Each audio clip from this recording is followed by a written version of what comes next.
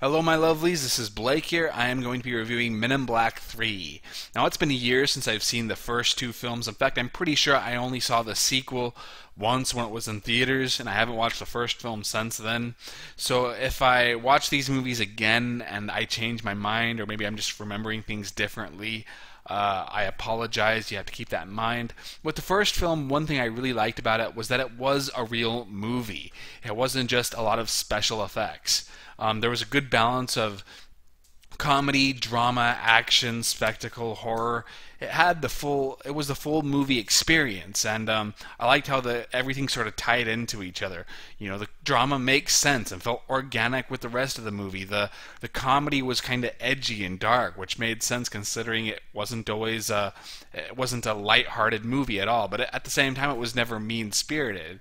And the special effects, you know, they were top of the line back then. I don't know if they hold up very well now, but they were more about our emotional reactions to them. You know, for example, the villain wasn't just a cool special effect; he was really creepy, and I really appreciated that about the first Men in Black. And it had a great premise, an interesting world that it spent time exploring. There was lots of different aliens and different gadgets used, and at that age, I mean, that was a dream come true.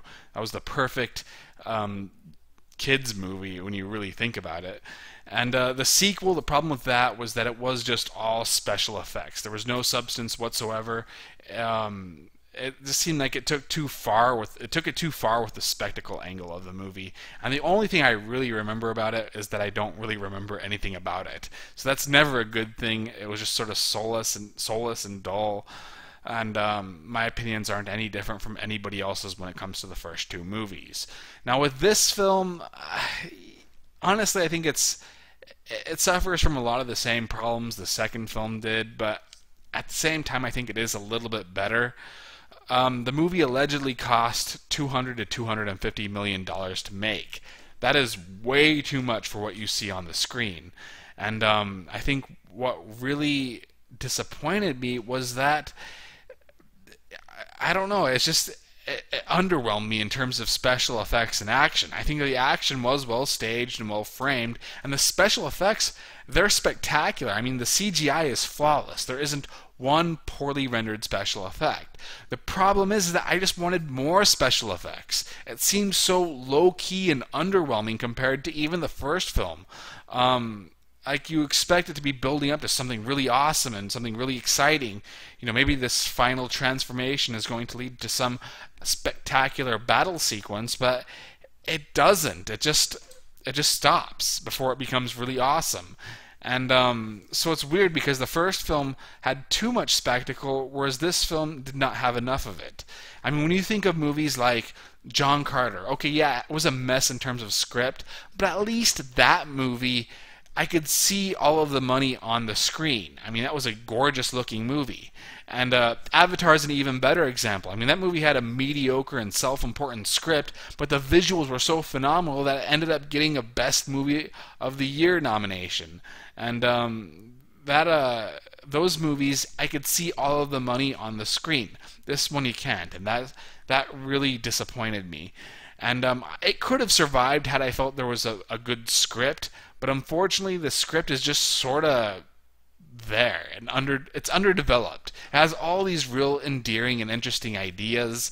Like I like some of the potential for development with the characters, like Tommy Lee Jones as Kay. You know, it's clearly obvious that he's thinking his time might be up and he's having a lot of regrets.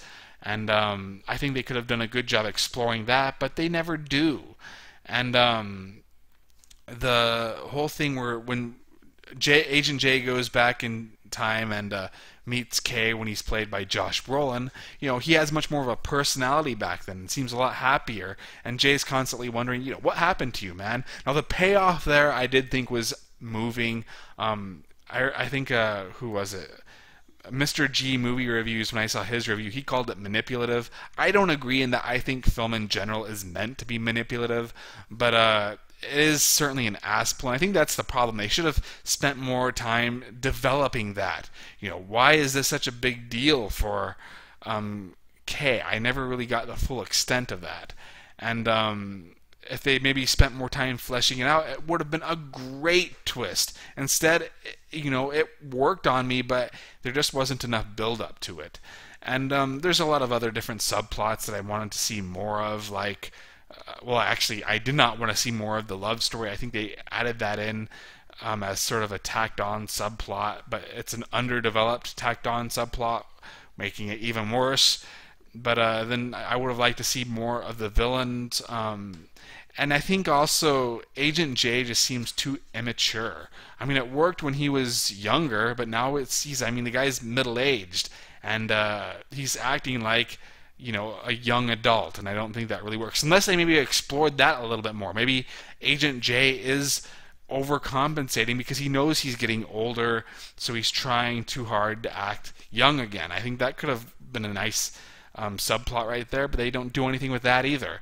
The humor needed to be edgier and darker instead of just too lighthearted and silly. Sometimes I laughed, other times I didn't, but the film in general just seems too fluffy. It needed to be edgier and more intense, and it needed to be more like the first film, but instead it comes across as more like the second film, albeit a better version. The cast does well with what they have. Josh Brolin, I think, is amazing. I think he's one of the best actors of today. I happened to be clicking through TV, and he was on the Tonight Show, and they were showing a montage of all of his different movies, and it just really hit home how he plays so many different types of characters. And here he did a great job impersonating Tommy Lee Jones, and he is easily the best thing about this movie.